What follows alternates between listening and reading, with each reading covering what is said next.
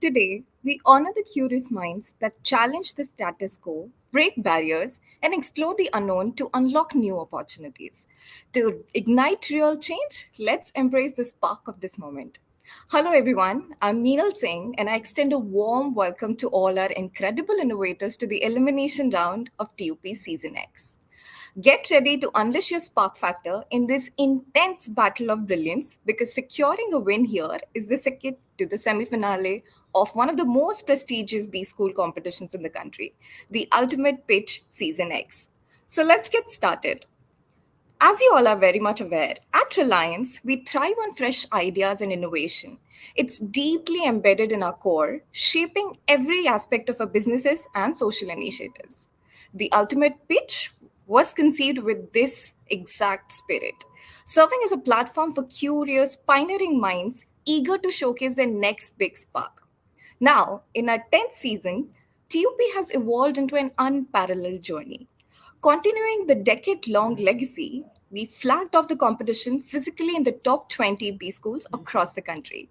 At each of these institutions, we were met with enthralling audiences.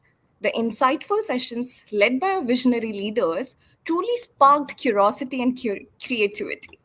But that was just the beginning. We've expanded our reach, connecting with thousands of students through digital platforms and virtual events, sparking this competition into a pan India celebration of bold ideas and innovation.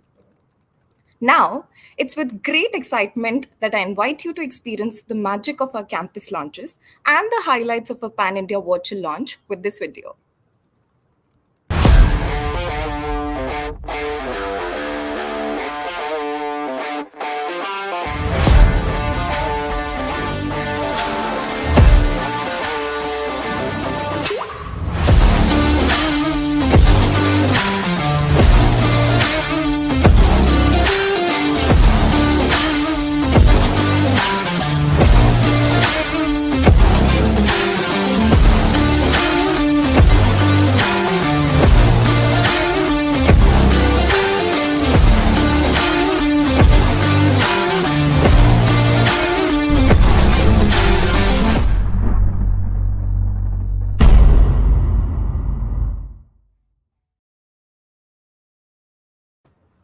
Wow, what an incredible response TUP Season X has received this year. Over 22,800 registrations, more than 1,900 idea submissions, with more than 1 crore website impressions and 1,500 social media reach. The launch of TUP Season X was a huge success. And now we move to the elimination rounds. A huge thank you to everyone for making this such a remarkable launch. TUP Season X kicked off with a bang. Innovators from across the country registered to showcase their spark factor and compete for the ultimate glory. Each idea was bold, visionary, and aimed at tackling real world challenges. Our evaluators worked tirelessly to ensure no submission went unnoticed, carefully selecting those that had the X factor and that extra spark over the others. Those exceptional teams with remarkable ideas have qualified for the elimination round of this ultimate competition. A big congratulations to all the teams advancing to the elimination rounds of TUP Season X. Kudos to each one of you for bringing your X factor and the spark factor in this competition. Now, let's do a quick rundown of what's expected to happen in this elimination round. I shall be calling out the team's name. We'll be playing their 3 minutes video pitch on screen. Then the teams will get 3 minutes to pitch their idea to a jury. This will be followed by a quick 4 minutes Q&A, and we request the teams to keep an eye on the timer. Also, post each team's presentation, we'll have the jury take a minute to evaluate the team's idea individually before we move to the next team. Talking about the winning formula, you'll be judged on 5 parameters. As you're aware, your idea should be futuristic, should solve a real world problem, should challenge conventional wisdom, should be practical and scalable, and should definitely have a strong business case. Now, what's in it for the winners? For the ultimate champions of this season, the national winners will take home a grand cash prize.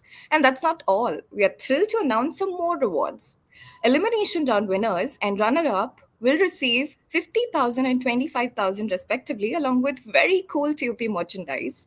National finalists will also be mentored by CXOs of startups at Reliance, helping you ignite your X factor and spark factor even further. Additionally, all national finalists and select semi finalists will stand a chance to win a pre placement interview opportunity with Reliance. National finalists and select semi finalists will have the ultimate opportunity to also engage in a self reflection and enhance their skills with a new stage called Level Up. So get ready, bring your A game, and give it everything that you've got. But hold on, what's a competition without a jury? So we are thrilled to have one of the brightest minds of Reliance with us today. They'll be closely very assessing your presentations, evaluating your ideas, and will provide their inputs in the end of your presentations. So I'm thrilled to introduce our esteemed jury for this particular elimination round, Mr. Venkatraman Prabhu, who is the Chief Information Officer at Reliance Ventures Limited and is also an IT strategy and planning at Geo Platforms Limited. We also have with us Mr. Anirudh, who is the General Manager, New Energy Mobility. We welcome you, sir. And with that, let's get started. I would now like to call upon our very first team, Team Lucknowi's from, of course, I am Lucknow. Hello everyone, we are Team Lucknowi's and are truly delightful for this opportunity. Before coming to the idea, I have something to ask. So, what do you do with your old clothes? Either you donate to others or they must be piling on the shelves of your storeroom. So, how would you feel if I'll tell you that you can not only get rid of them but can also earn money at the same time can contribute towards sustainability, and that's where Revive steps in. Revive is a circular economy platform focused on sustainable textile recycling. We collect unused clothes from households in Indian cities, redesign high value garments for resale, and recycle the rest into high yarn for B2B clients like fashion brands. Our solution not only reduces textile waste but aligns with the government's initiative like Swachh Bharat and Atmanirbhar Bharat. Our solution creates a multifaceted impact. Socially, we create jobs and bring awareness for sustainability. Environmentally, Revive reduces textile waste, save millions of liters of water, and cuts CO2 emission by thousands of tons. Economically, our model turns discarded material into valuable products. Technologically, we use cutting edge recycling techniques and AI driven quality control, thereby making our process more efficient. But why now? Despite increasing awareness about sustainability, less than 1% of textiles are currently recycled into new garments. The challenge lies in inefficient systems, limited infrastructure, and low consumer awareness. Revive offers a scalable solution that addresses these inefficiencies while supporting India's urban development goals. Our business model operates efficiently. Household can arrange clothing pickups through our app or website. Utilizing AI-powered infrared technology, our worker assess the quality of items on site. Clothes are collected, examined, and sorted by quality at our central warehouse. High quality garments are redesigned while lower quality textiles are processed into yarns using advanced chemical and mechanical recycling techniques. Both upcycled garments and recycled yarns are stored and subsequently sold to sustainable fashion brands and retail outlets. This closed loop system minimizes waste and guarantee operational transparency. Our business model canvas outlines a comprehensive framework. Our key partners include recycling technology providers, logistic companies, and sustainable fashion brands.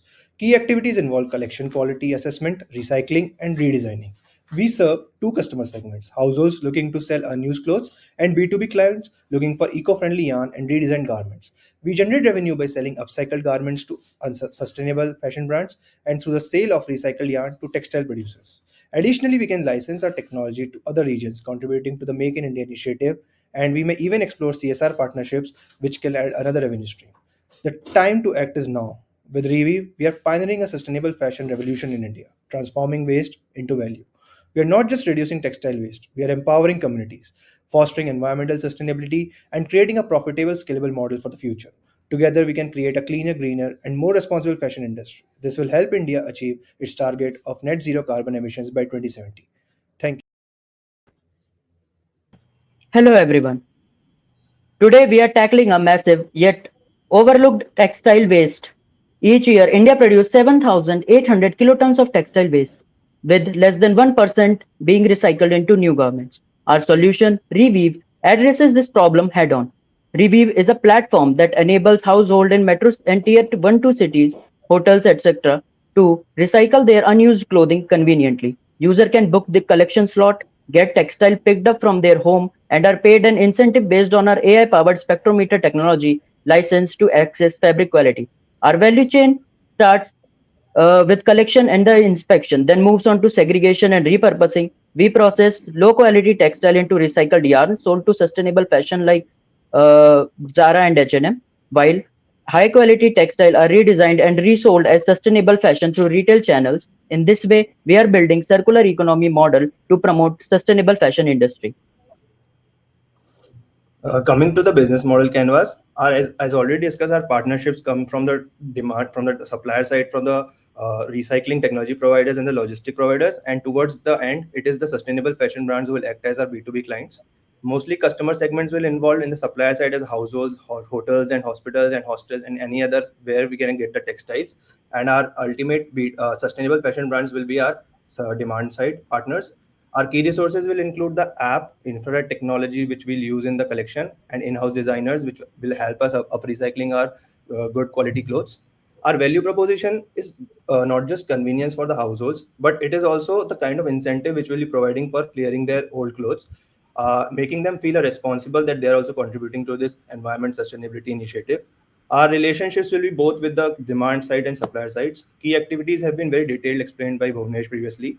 Our revenue streams will be mostly majority from the two streams. One will be the yarn, which will be produced to the B2B sustainable fabric producers, and another will be the selling of the upcycled, redesigned clothes to the variable high value clothes.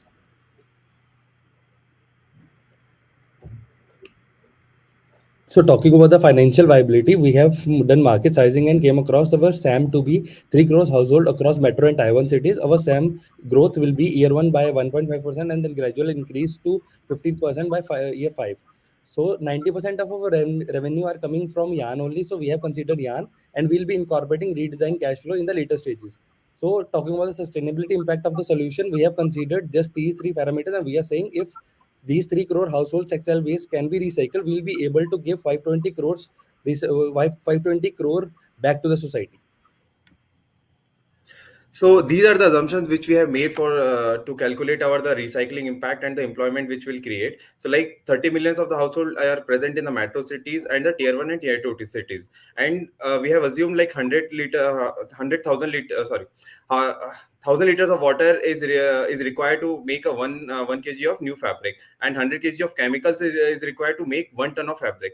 To calculate and the implementation plan, so we have divided into the five phases. First is the planning phase, where we will do the market research and the feasibility analysis. In the second phase, we will do the pilot operation with the third party, and in the third phase we'll do the infrastructure setup, and in the fourth phase we'll do the full rollout in the tier 1 and tier 2 cities, and the final stage includes optimization and innovation using the AI and the R&D process.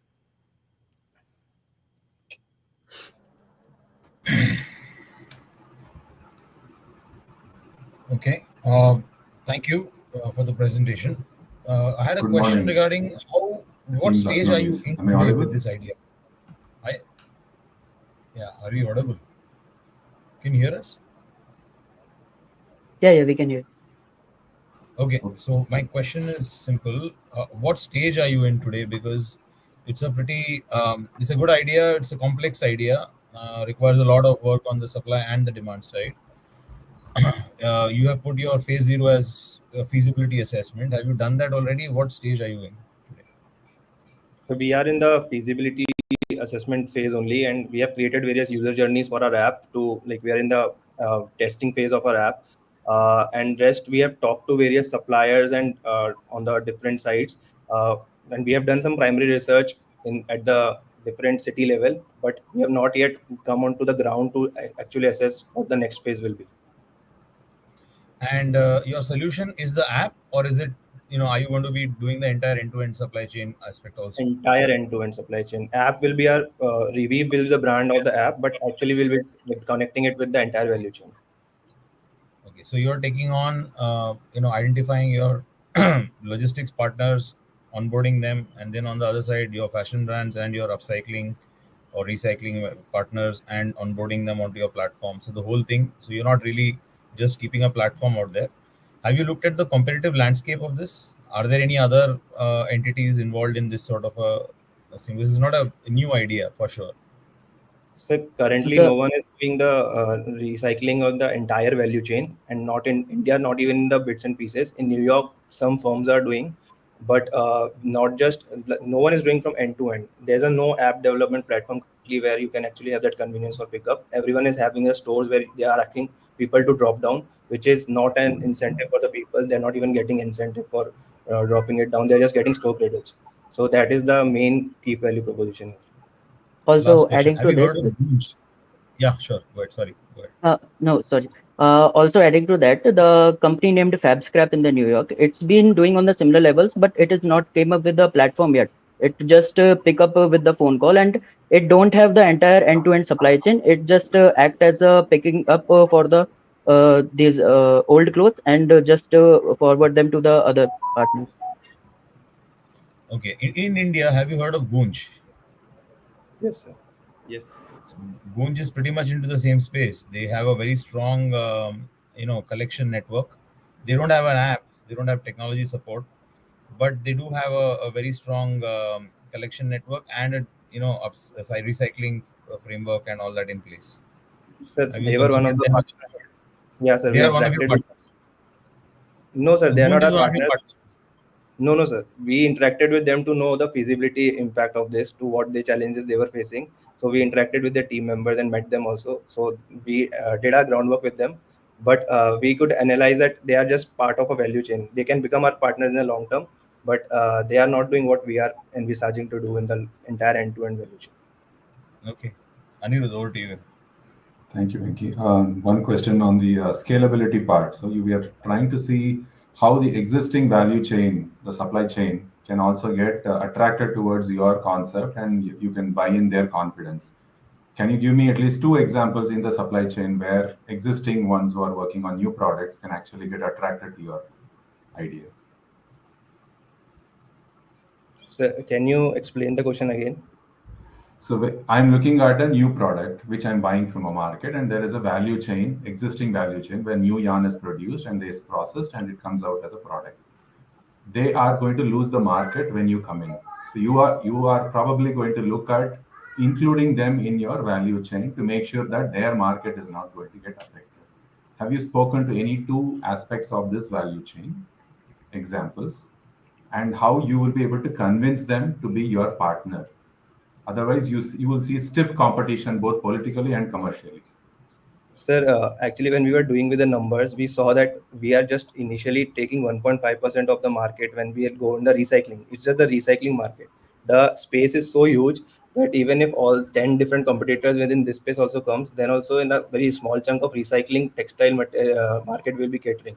So the market for the whole new fabric is huge compared to what textile will be needing. So competition in the initial decade, there will be no political or competitor at a large scale we can feel threatened from us.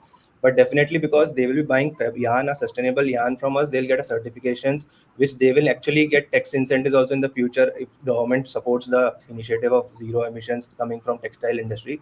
So indirectly it will be a win-win for all the partners. So initially in the decade I don't see any competition because it's just 1.5% we are targeting of the text recycled textile market. Okay. And have you considered that in your rate of turnover? I'm Yeah, looking at 15% in 5 years. Is that something that is considering competition of at least five other people cropping it in the same space? yeah, definitely. That's why just 15% in 5 years we are assuming with starting with a very conservative figure of 1.5%.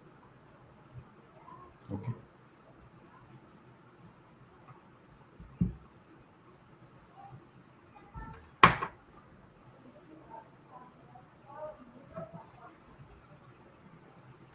How long do you see this as an initiative?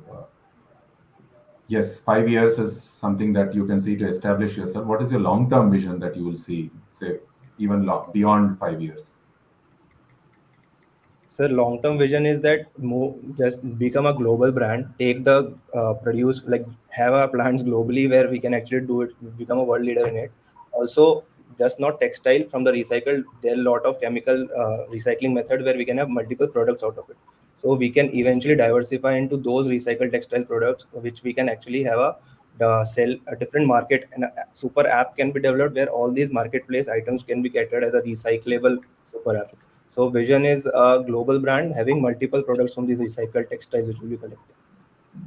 So writing to that, we have also done like full secondary research on. We have read so many like research papers where it has mentioned like what kind of process generate what kind of byproducts. So we can use that and we can target those industry which use those kind of product. Like I can example, if you do hydrothermal hydrothermal or pyrolysis process, it will generate polyglycol and ethylene glycol and some syn gases also, so that which we can use in the chemical industries, like different chemical industry. So there are a lot of byproducts which we can sell apart from this yarn. So we have done that part also, sir. I have one question, Anil, if you mind, don't mind, Sure, on the please go ahead. technology. On the technology aspect, you talked about infrared technology to detect quality of the fabric. Yes, sir. What is your basis for selecting this, and have you done research on that? What's the effectiveness? Because India Yes, sir. is a very difficult market in that space. Sir, we have contacted Fraunhofer Institute in Dresden, Germany via mail. We were actually, their scientists have actually created a near infrared spectrometer, which uses the reflection of light on a fabric when they come to our house to collect the clothes. So, as a result of refraction in the cloth, different wavelengths can actually diffract, and they can actually assess the life of the fabric based on that. So, we actually interacted with them and got to know that they have done more than 2 lakh tons of recycled textiles in Germany or Dresden itself. So that gave us the confidence that licensing can be done of such technology, and it can be scaled at the all India level also.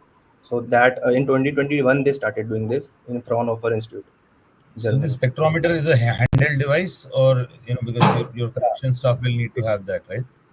And have It's you a factored handheld in the device. cost? Have you factored in the cost of the device also into your Yes, calculations? it gave a prototype cost to us initially. That's why in operating expenses we have included it in our model. But when it will be scaled at the national level, I believe it will reduce the cost. But we have considered currently what they were offering, what they were actually selling as in Germany today. What is the cost? So they were actually selling in the range of giving a subscription licensing fees within a range of 50 to 60 lakh if we do the conversion. But they were open to like we were not serious enough that to give a partnership details to them, but they were offering in their currency in euros 50 to 60 lakh it was coming So per per spectrometer. yeah Sorry. per spectrometer in the entire annually for annually subscription. But they were ready if it is a bulk order, then they can actually leverage it also to reduce the cost. But we didn't go ahead with the conversation. We were just assessing what this technology is. So what is the assumption you made in your calculations? Like, I'm trying to figure out the unit cost of processing a fabric, right? From because you're doing this end to end collection to upcycling, you have a certain cost assumed that your partner is going to pay. For the price that the partner is going to pay for your upcycled or recycled fabric, yarn or fabric. I'm trying to see 50 to 60 lakhs per annum for a single spectrometer. I mean, collection across tier one, tier two cities. That's a huge number of spectrometers right there. I'm trying to. Sir, initially we were optimizing that spectrometer because the very market share was very low. So it was that daily you won't need multiple spectrometers because in the tier one, initially we're launching in the pilot operations in the metro Mumbai, suppose. So within the Mumbai localities will be different. The collection schedule will be such that using our K2 means clustering of machine learning algorithm, we were optimizing the supply chain of the collection unit. So as a result of that, the spectrometers won't be needed and simultaneously multiple within the Mumbai. So we were doing that optimization for the initial pilot operation. That's why we have not factored in multiple spectrometers at the moment. Have Uh, you considered any other mechanism for evaluating the quality of your the product that you'll pick up, other than the spectrometer approach? So no, sir, we have not done yet because this was become a heterogeneous process because and it was a lot of human discretion coming in, as a result of which the credibility of brand can go down because if every human will take decision on the life of the cloth. So that's why we wanted something AI based which can give a prediction within the app itself before ordering based on the photos they will click, so that they also know what they're expecting out of the range of price which they will get. So that was the idea behind it, to have the convenience and trust with our brand. So that's why we were going with this idea itself. Okay.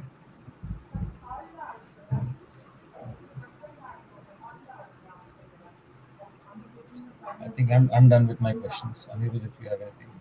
I'm also done. I think it was quite insightful how the questions came out from you too, Venki. So we've heard enough. Thank you, guys. This was a good presentation. Wish you all the very best. Thank you so much. The pleasure was ours. Thank Thank you, you so team. All the best. Thank you. Thank you, Team Lucknowies, for an incredible idea presentation. Moving on, we have our next team ready, which is Team V from IM Kashipur. Hey there, future investors. Have you ever wondered how many incredible talents remain hidden simply because they lack the right opportunities? I know this struggle firsthand. My own musical ambitions were sidelined due to similar hurdles. Imagine a world where every passionate musician, regardless of their background, has a shot at stardom. That's exactly what we're building, a transformative platform that levels the playing field. Here's the core idea. Many musicians are held back not by a lack of talent, but by the absence of connections, financial support, and mentorship. They face social barriers, disabilities, or prejudices that lead them to give up on their dreams. Our platform aims to change this narrative. Through a reality show format, we will discover, mentor, and showcase these hidden gems. The best talents will feature on our music streaming app, a unique blend of fresh, exclusive content and popular commercial tracks. Why does this matter?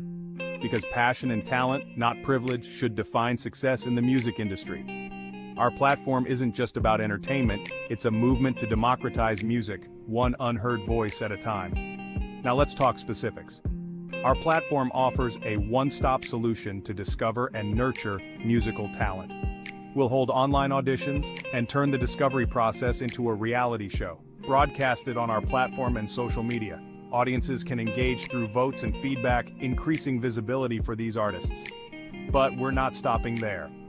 We're launching a music streaming app with a twist, exclusive content from newfound talents alongside commercial music to attract a broad audience. It's this dual approach that sets us apart from giants like Spotify and Amazon Music. Revenue, we've got it covered.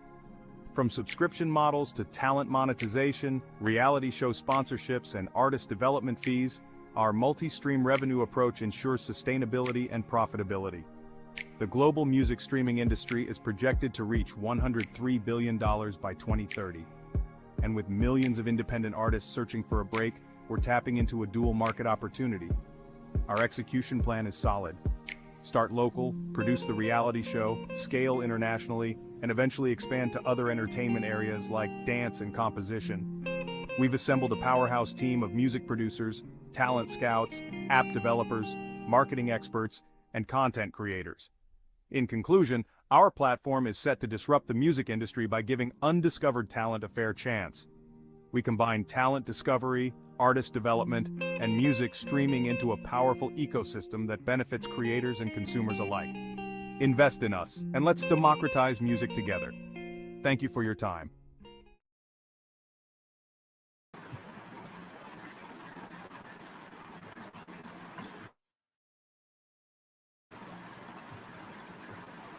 Can we start?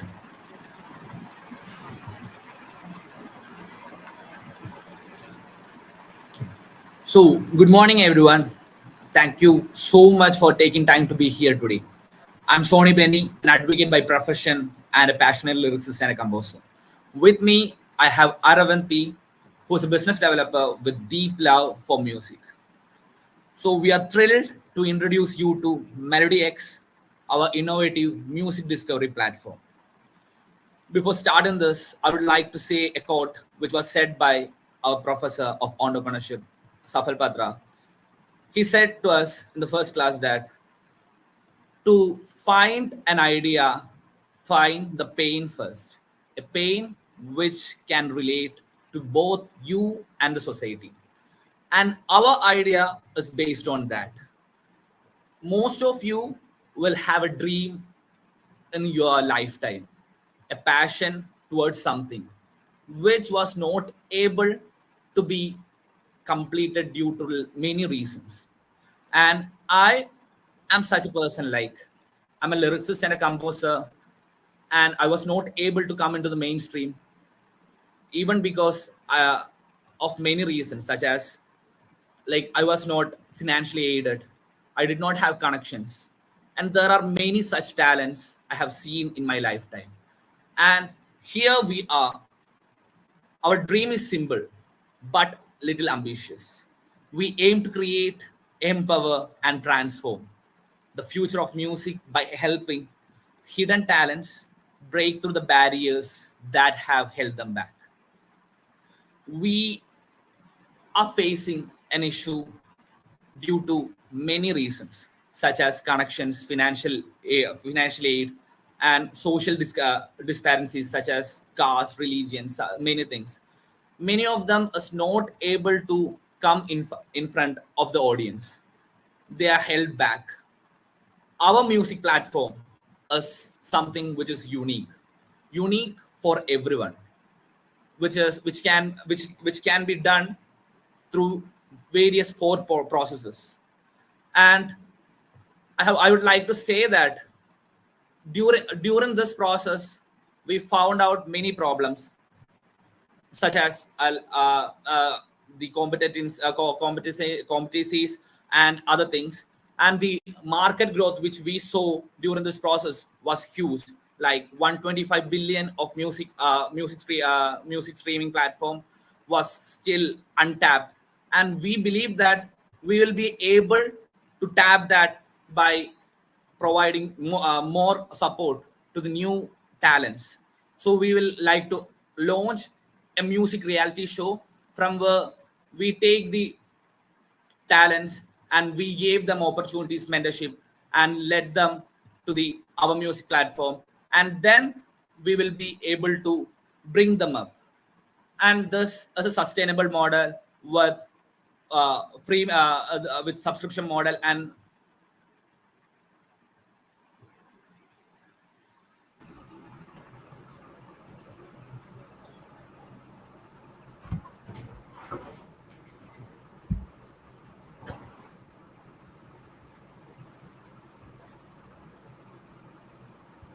Okay. Uh, so, okay, this is a very, I don't know. I mean, uh, what this is a great idea in terms of what you're proposing. I'm trying to get my mind wrapped around how you're going to compete. It's a crazy market. I mean, especially when it comes to monetization. I just want to understand the business case for this idea. I don't think your presentation covered it in great detail, but can you maybe throw a bit of light on how you're going to monetize? What are the various risks that you've considered? How you're going to tackle them? yes, like I was not able to complete my pitch by like about the monetization part. Like we are planning to have we have a reality show setup where we have the satellite rights and the advertisements which we get through that. And from that reality show we are taking the talents to our platform. We are giving them mentorship and producing the new compositions, and we are given to the public. And in the music platform itself we have two types of things, like this exclusive contents and the other content, the original contents. And we will have advertisements through the process of advertisements and subscription charges. And the initial stage it will be uh, it will be it's a kind of um, part by part subscription. Like we will give exclusive contents in a much lower rate, that is 49 rupees is the lowest amount which is charged by any music platform in India, that is LinkedIn. And we will be giving it in much smaller rate, that is 40 rupees. And free, it is a freemium system. And after that, by the gradual growth, like we know the fact that we are the new players in the market, so it is so hard to catch the market. And Spotify being the leader, but they are not providing a, a chance to the new talents. And they mainly target to the commercial contents, and they give less opportunities, same as Apple Music and Amazon Music.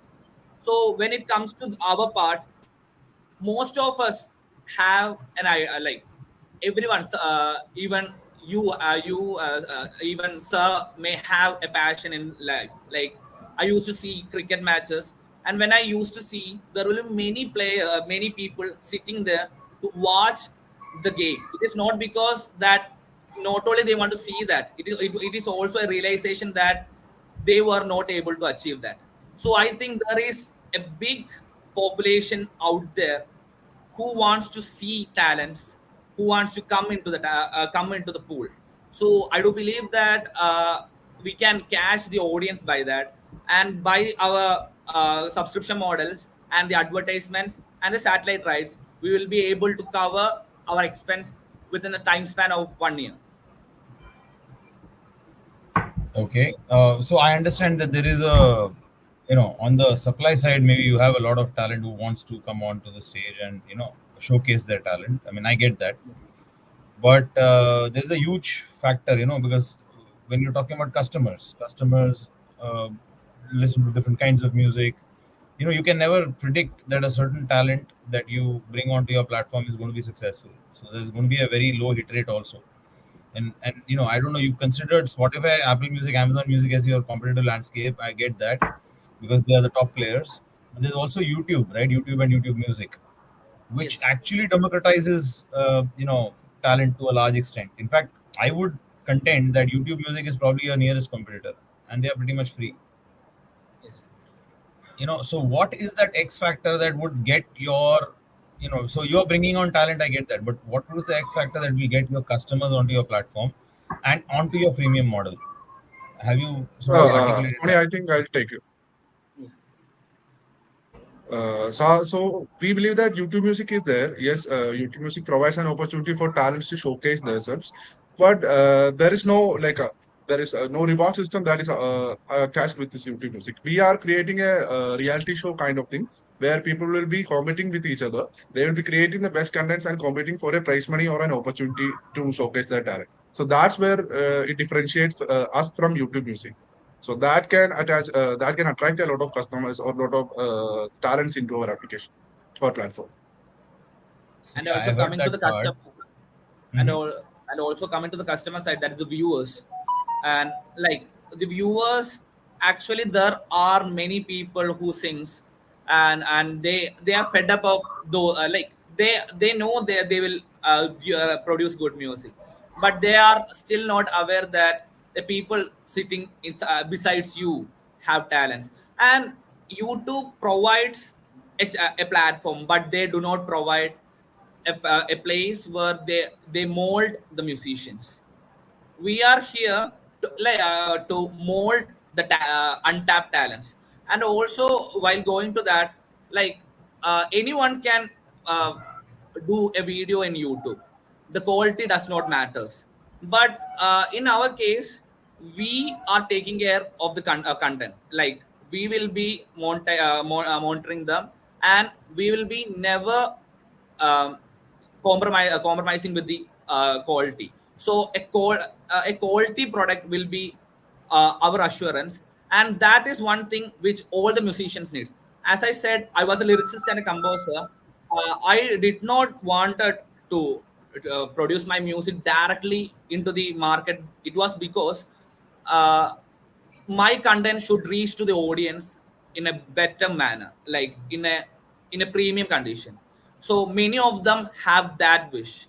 So when we provide that, I do believe that the customers, the people who had wish, will be coming to viewers.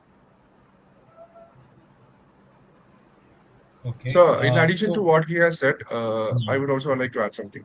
So, we would be offering mentorship to those talents which we believe that will have the capacity or have the capability to go into the market and pitch themselves. So, we will be providing mentorship from leaders from the industry itself. So, that will provide them much more opportunity, which than what this YouTube Music and everything offers.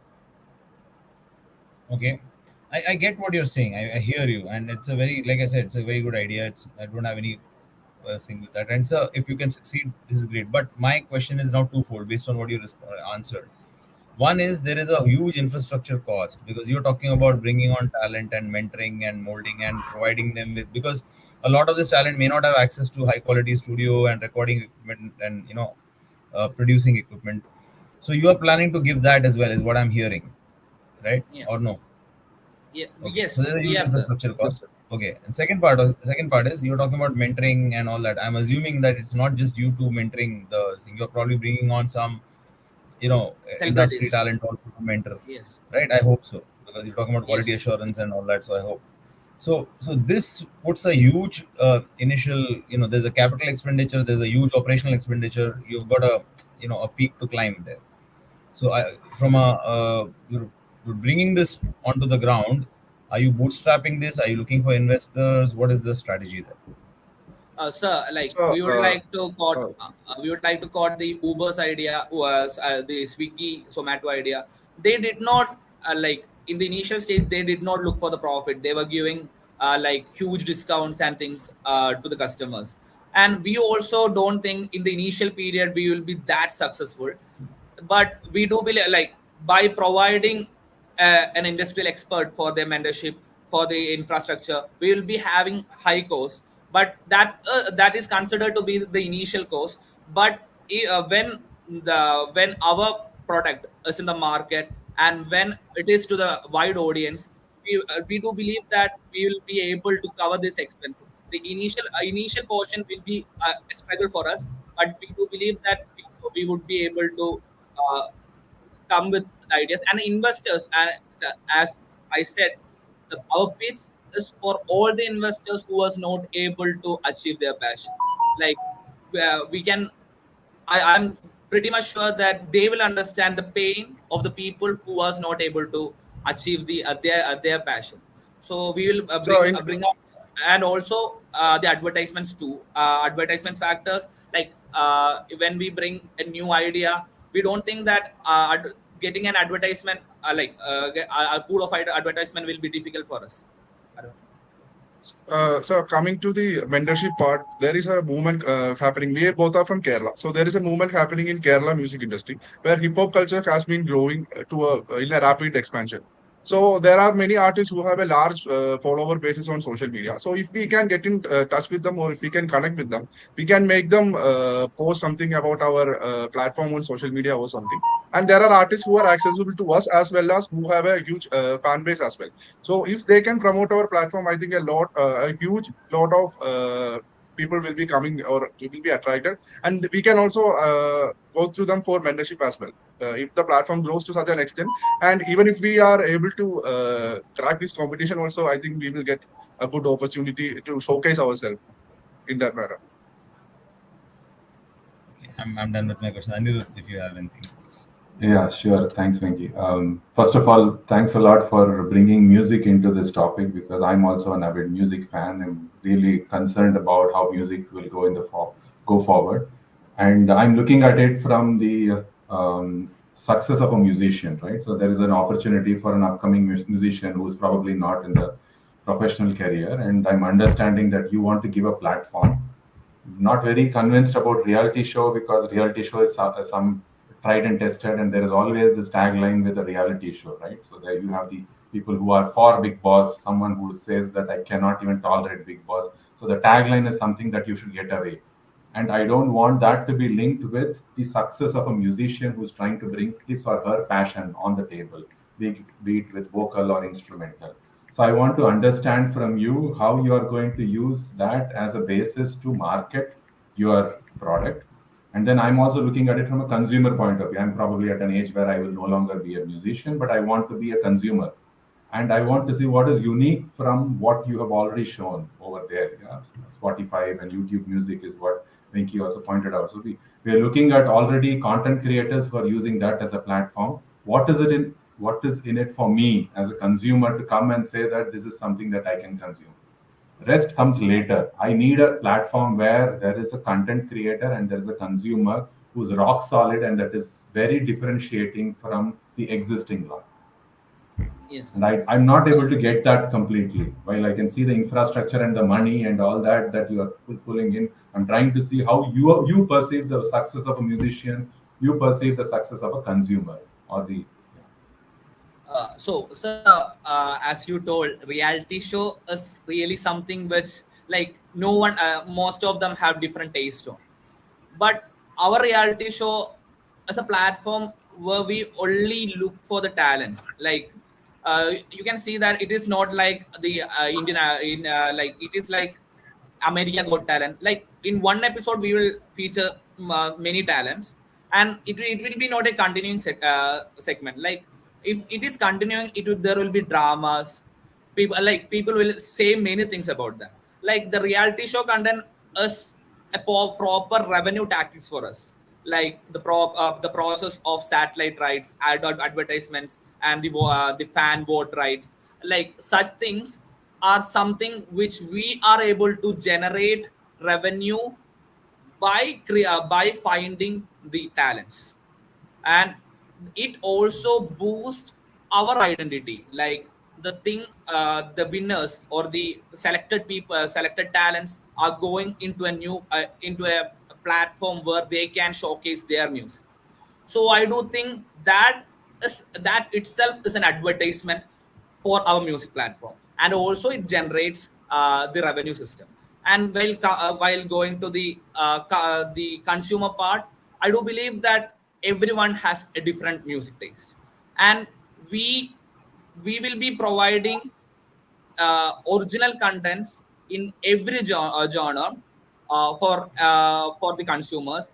And it is also like we are not only focusing on the singers. We are taking the talents from every areas of music, and by that we can pool itself and bring them to the music platform. And what differentiate us is like the biggest differentiation factor is no one cares about others.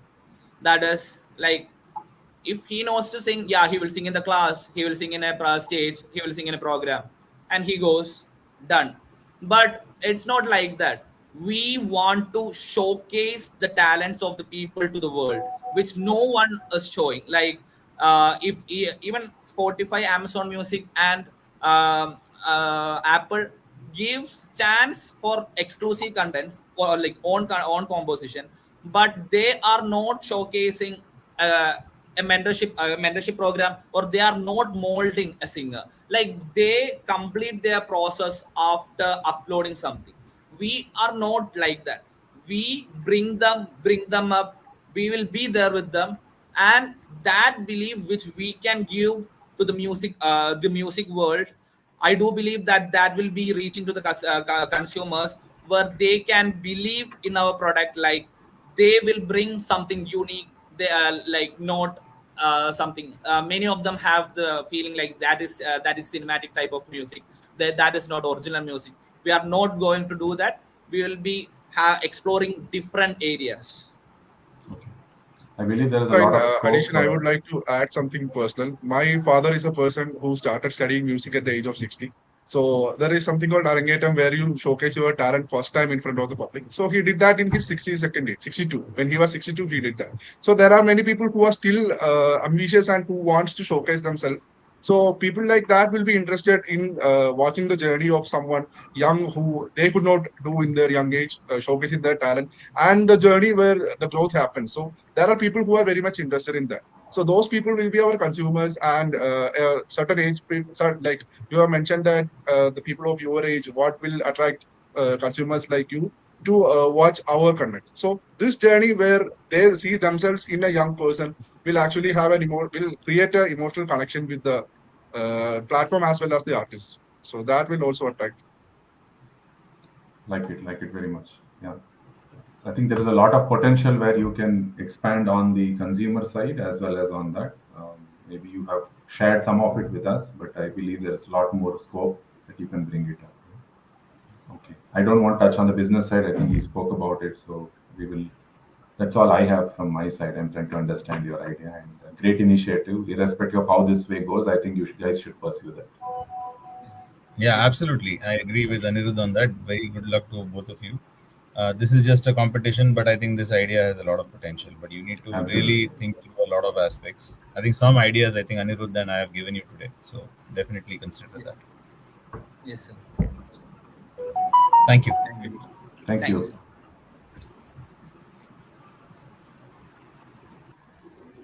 Thank you, team, for such a brilliant idea presentation. Now, let's allow our jury a minute to complete scoring the teams. While they make their assessments, why don't we have some fun? We'll have an interesting trivia question about Reliance. All you got to do is try to guess the answers in the comment section. The first person to answer correctly gets a TUP Amazing Hampers. So here we go.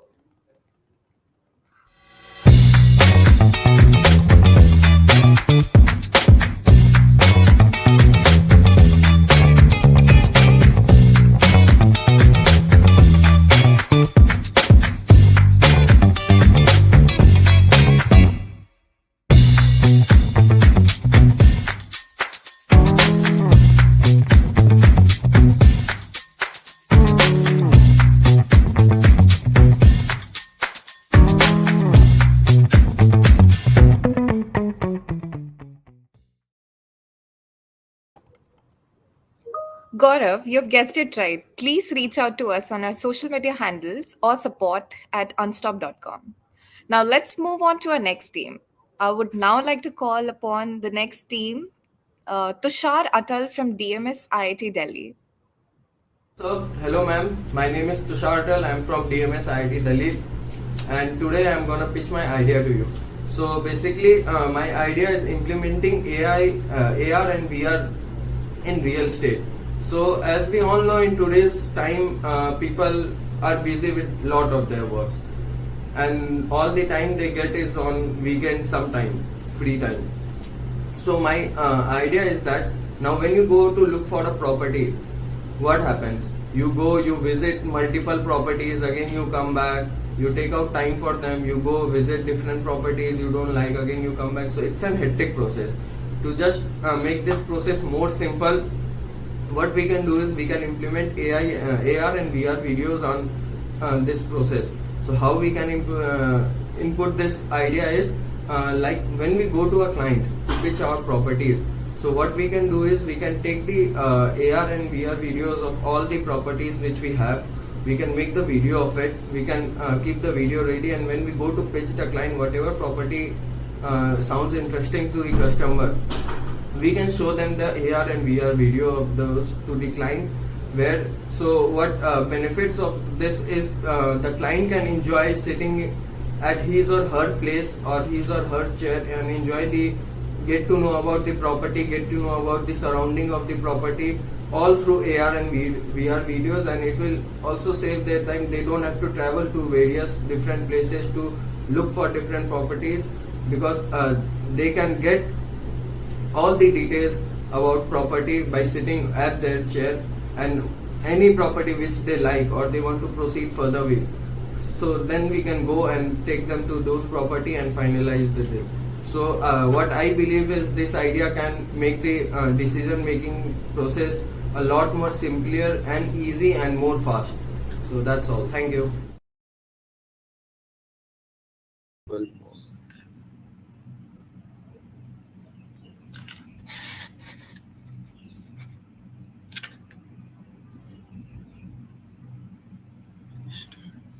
Um, okay, so good morning, panel. Today, I'd like to take you all on a journey into the future where the real estate market becomes more accessible, more efficient, and a lot less stressful. Let me show you how AR and VR technology can revolutionize the way we buy our homes. Buying a home should be exciting, but often it's an overwhelming process. Multiple sites visit, long hours stuck in traffic, endless travel cost, and still not quite being able to visualize what our future home will look like. It's even harder for those purchasing homes remotely, such as NRI or busy professionals. This is where the traditional model fails to deliver a seamless experience. Think about the impact. Uh, where 60% of the buyer of AR VR buyer have heard about the technology of AR VR solution, but they have not yet used it. So now coming to the market potential, the expected AR VR market is on a growth of 35.3% CAGR, which is expected to reach USD 14.2 billion by 2030. This is not a just a tech trend. According to me, it's the future of customer engagement in the real estate sector, and this technology is scalable. Now coming to our market target market segment, we have urban home buyers, where people in metropolitan cities like Mumbai, Delhi, and other tier one cities can use this in the initial and help them. We have now millennials and Gen Z as well, and obviously our NRI investor who is in some other country and wants to invest in our country as well. So now, when we talk about cost analysis, so initial setup cost includes VR headset cost, with range about 30 to 90, 30 to 80 thousand per headset, which can be brought down when we purchase in bulk. So even the AR devices are the price of AR devices are decreasing gradually. Now when we see the maintenance cost, so maintenance cost range about 5 to 10 lakhs annually, and the content which we gonna make will cost around 50,000 to 1 lakh per property, depending upon size and complexity of the property. So now talking about operational savings, the we'll save on marketing cost, and we'll drive the faster sales cycle, and reduce the travel cost. Now, when we talk about the feasibility analysis, AR VR penetration is a very feasible in India, as we have about 170 million smartphone user, and more than 170 million smartphone users across India itself. Now, when we see the hardware cost, annually 20 to 15 to 20% of the hardware cost is decreasing.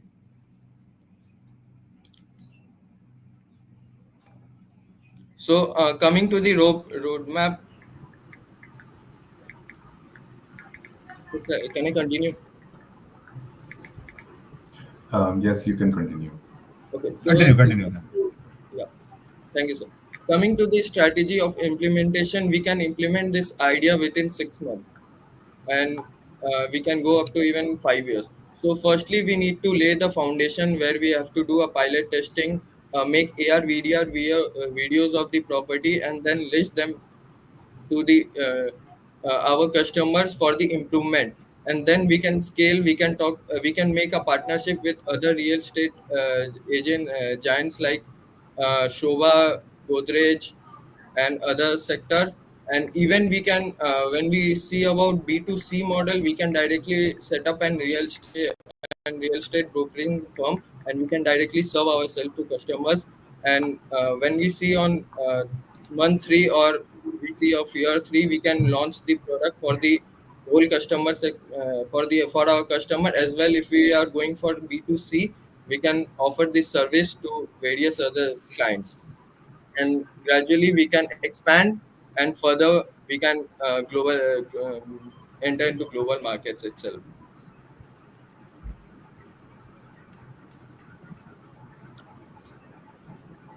So, Tushar, I mean, I'm trying to figure out, has this been done before? I mean, what is the uh, competitive landscape today? so in India, currently it's not the idea has not been implemented, but in foreign countries, some of them have started the pilot some of the companies have started with the pilot testing. Do you know of any company in particular? Have you done some research on this? So when I talk about India, they are GD Housing. Even Tata is on a pilot testing for this, and some other Mhm. small AR VR companies are on this. So what are the fundamental challenges you see, in implementing this? Like, So, sir, you've got to, if you want to do AR VR, you have to have a lot of, with the property as well. There's so many properties, and how are you going to get everything onto your platform? yeah. So, sir, initially the main challenges are for firstly training our agents to use the software and how to explain via this software, and then making AR VR videos of all the properties listed. So this is the initial challenge which we need to face up, and then rest each and every step, it doesn't have much difficulty.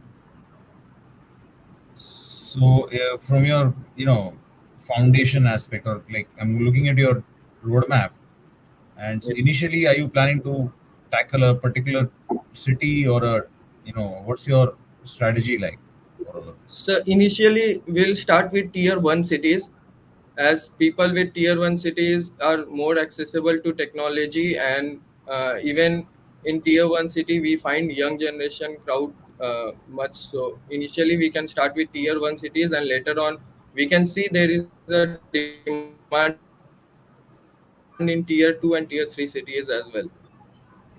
Okay, in terms of research, let's say any particular tier one city you have done some primary research in to figure out whether there is a, because have you spoken to real estate developers? Are they open for this concept? What is the feedback you've uh, received? so, okay. So, sir, based on my secondary research which I have conducted, we can see that around 60 to 70% people wants to have this kind of thing implemented in their real estate journey process. But whereas Mhm. 30% of them have just heard about it, and they have not yet come to this service use. Okay, so that is secondary research. That's based on some existing Yes, sir. surveys or were conducted. Okay. Yes, So with AR VR, you know, re- real estate is a pretty big decision. The cost and the investment required, amounts are humongous. Okay, of yes, course, sir. you're talking about tier one cities having tech savvy users and people appreciating this, but have you really tested this hypothesis that they would prefer to do this on AR VR instead of going to the actual property and seeing around and feeling for what that property looks like and how it, because Yes, people sir. are looking for their home or office space or something like that. So how do you reconcile this? I mean, I'm trying to figure out if that homework has been done. Yes, sir. So, sir, basically, my idea is not to change the traditional way of purchasing the real estate. It's just making the process a lot more smoother and faster. So, and when after completing my bachelor's, my some of my friends joined a real estate sector where they was where they joined as a sales.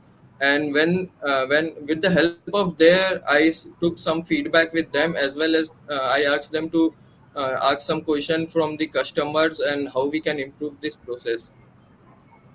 So So you are augmenting this process. You are actually enhancing the current process. You are not saying that I'm going to do correct. away with physical walkarounds. Fair enough. I mean, I didn't expect that. But what is the value proposition to the real estate developer and to the customer then? Is there any cost saving? Is there any efficiency Yes, improvement? Is there any, do you perceive any improvement in your hit rates uh, while selling properties? correct, sir. So, sir, when we say about this, so cost saving, it's for both. And when we see about the, when we see in the point of view of organization, for organization, marketing cost is saved, employee travel cost is reduced, the sales agent, and lot of other factors. And when we see about from customer point of view, customer don't have to travel various different properties. Their cost is save on that.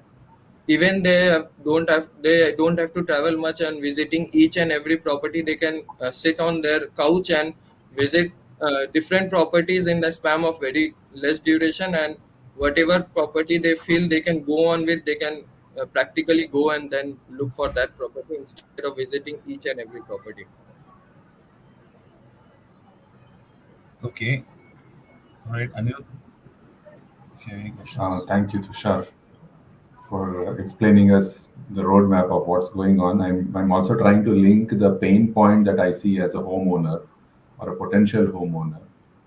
Um, it's a given that most families would like to go and physically look at a place before they look at deciding. Correct, sir. So, are you trying to filter out the ones which are probably not going to be the best by using this as a filtration method?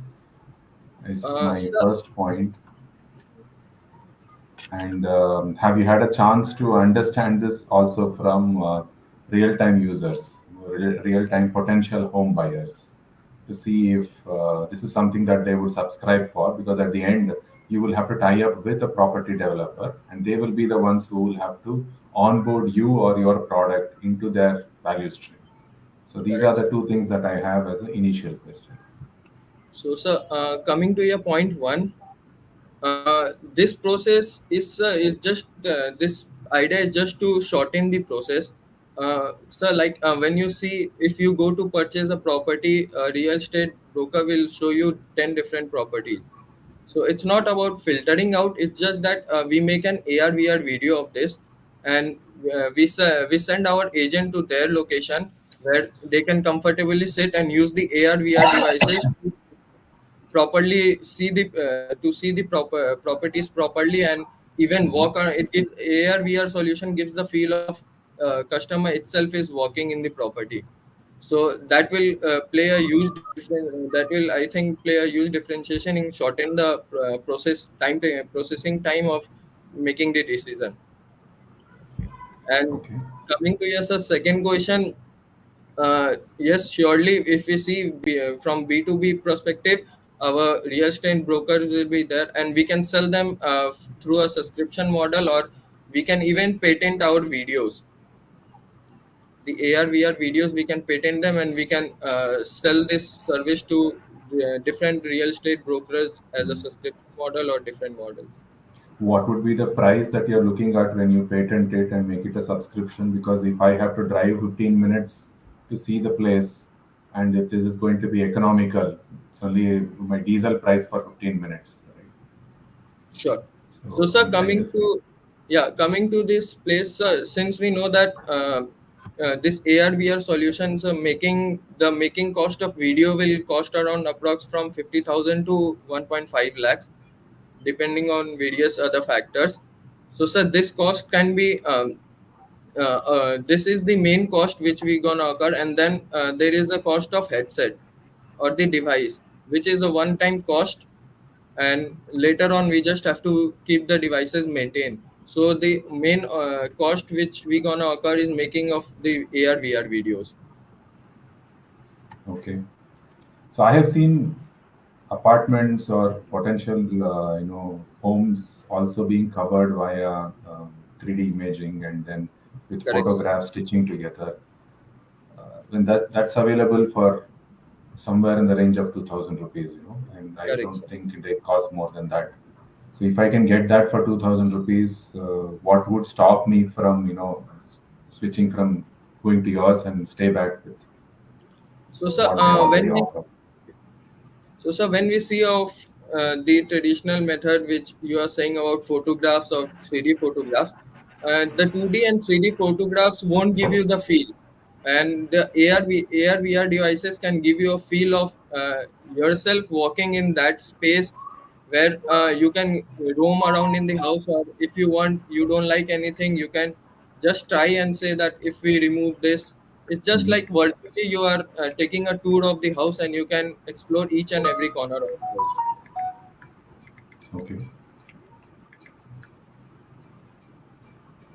So I'm interested that also you have some competition already, and trying to see how the competition cannot, come and take over your business idea. We're looking at least a 5 year span where this technology continues to be of interest for potential home buyers. And I wanted to also see if you can bring this into used properties, 5, 10 year old properties where people who want to upgrade and they're putting it on the market.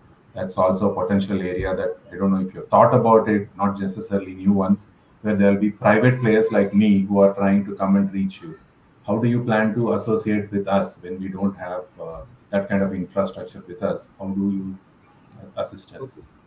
So, sir, when talking about the private customers, they can what we can do is they can contact us. We'll send our team to their properties to take the AR to form an VR video of their properties, and then implement their property videos on our app or the system, and then we can pitch the as usual, we can give the videos to the real estate agent brokerage, or even if we are doing it from our end, we can send our agent and pitch their properties, giving a virtual tour. And if as you said that it's an old property or already has been used.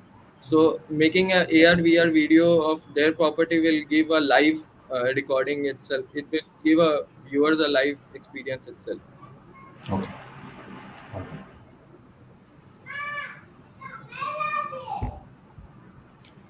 No more questions from my side.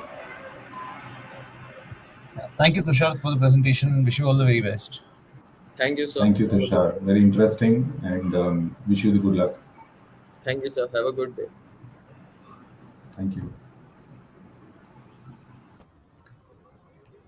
Thank you, Tushar, for a fantastic idea presentation. Moving on, we are now ready for our next team. I would now like to call upon Team Nova Axilers from Exilare. Hello everyone.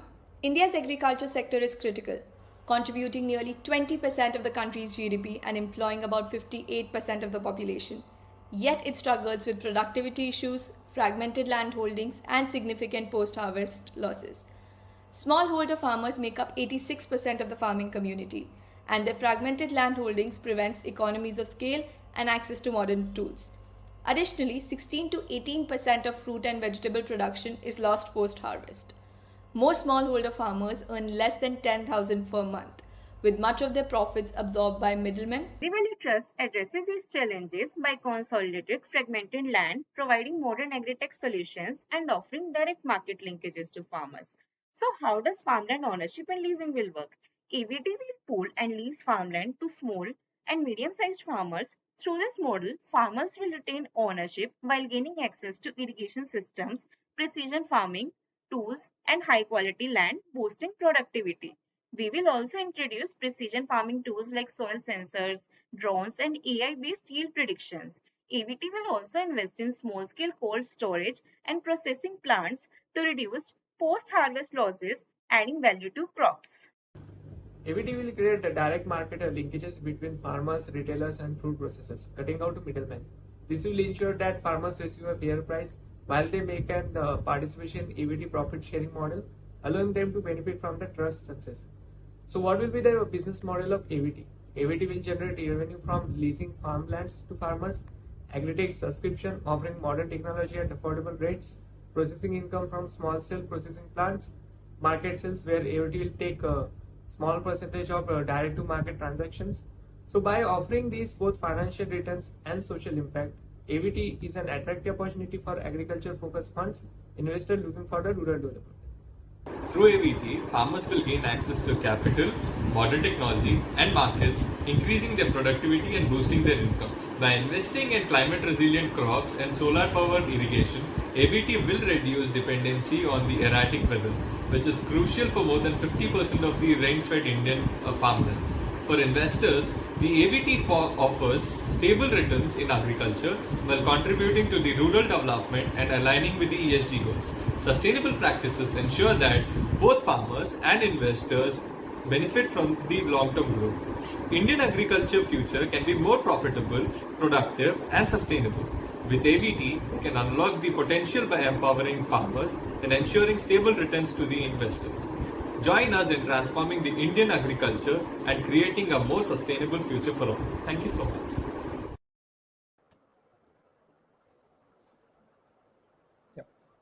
Good morning, everyone. We are Team Nova Excellers.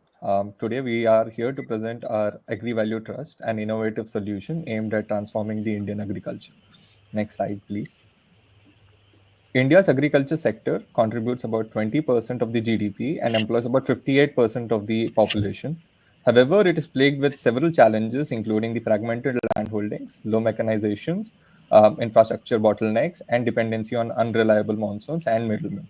So these are few stats that we have looked out for. These are the key levers in the agriculture sector, and we have compared them across the key competitors in the outside world, being the China and Brazil, and we have seen that India is significantly behind in all these key levers, and it brings us uh, uh, a gap in the market that we can enter and then solve this problem for the people and the farmers.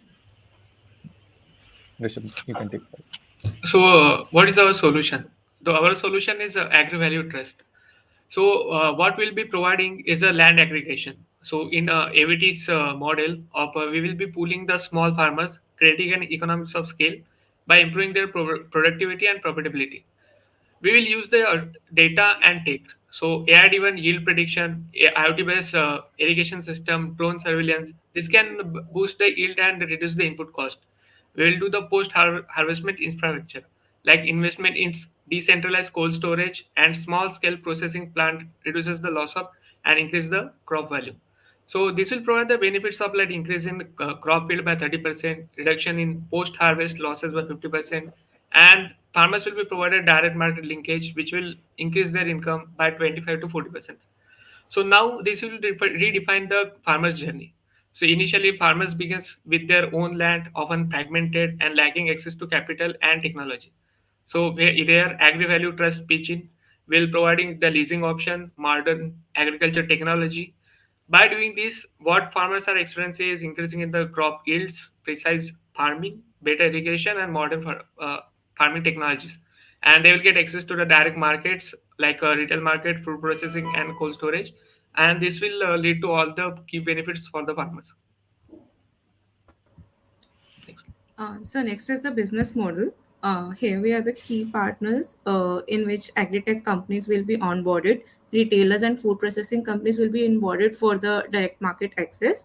Government schemes would be taken care for the help for the farmers and financial institutions. In the key channels, we will be using digital platform for agri-tech services, partnerships with agri-businesses and retail chains. So in the key resources, mainly farmland, agri-tech tools, processing units, and cold storage facilities would work. In the core structure, we are initially thinking of setting up the agri-tech and processing infrastructure. In that, we will install agri-tech tools and all. And in the digital platform maintenance, there would also be the cost for setting up the entire platform that would link the farmers. The key customer relations would be the long-term partnership with farmers and our long-term partnership with the other retailers, farm processing, and other uh, things also. Next is the revenue stream. So there Malvika are can take four over. main revenue streams: leasing model. There is agri subscription fees for all the tools that we'd be providing. There would be processing plants where we could add value and increase the cost that people can get, and direct market sales where we can create linkages where they can directly do. As we have seen successfully that we have done in Amul's case, where we had cooperative societies, and Right to Bazaar, where we had direct market linkages. And we have also specified for investors and partners what would be the benefits. Yeah, thank you.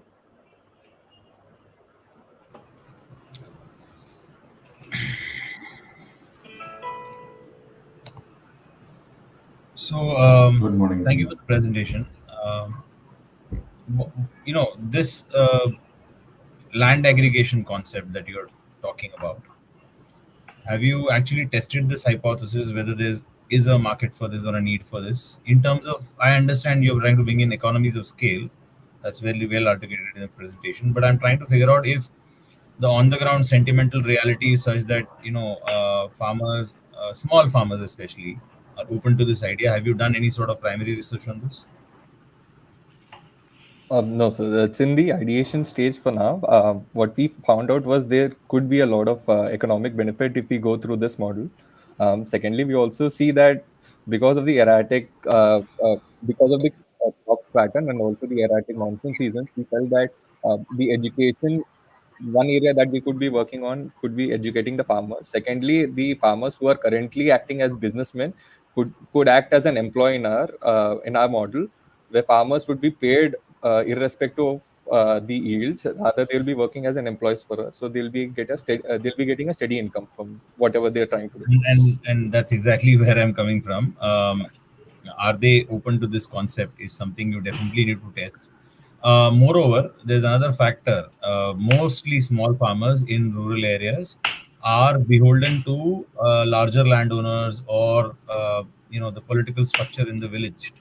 Right? There are some money lenders who they are beholden to, and there are a lot of these factors that actually create a lot of. So I understand the concept is great that you're trying to bring tech to bear, on the economy in the rural sector, and that's a great idea. I'm not denying that. Where I'm coming from is I'm more concerned with how does this play out from a purely sentimental aspect. How does the farmer really see the benefit? Because there is, how do you really educate this farmer? Because a lot of them are probably not very literate as well, not very tech savvy. Um, how do you bring all of that together?